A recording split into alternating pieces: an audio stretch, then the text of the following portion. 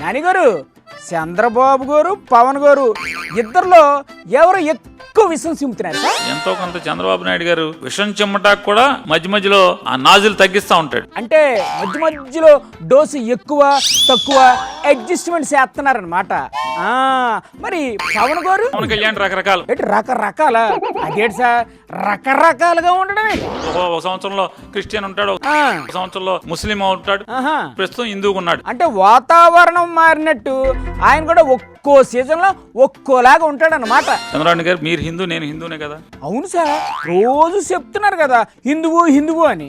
చెప్పండి ఇప్పుడు అసలు ఏంటి అసలు? ఏటో అడగండి, చెప్తాడు. బూట్లు వేసుకుని దేవుడికి పూజ చేయటం అపచారమా, పవిత్రమా, అపవిత్రమా? అదిగో అలాంటి పాయింట్ లాగొద్దు మీరు.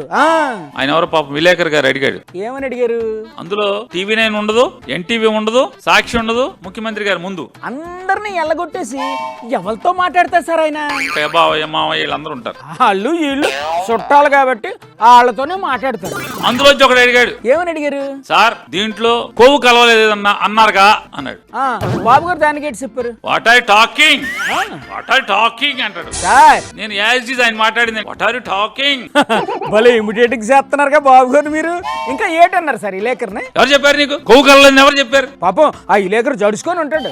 నువ్వు చెప్పు చంద్రబాబు నాయుడు గారు, నిన్నే అడుగుతున్నా. అడగండి. కొవ్వు కలిసిందని మళ్ళీ నువ్వు చెప్పి వాళ్ళ కలవకున్నా కలిసిందని చెప్పడానికే కదా సార్ పాపం వాళ్ళు ఇన్ని స్పాట్లు పడుతున్నారు.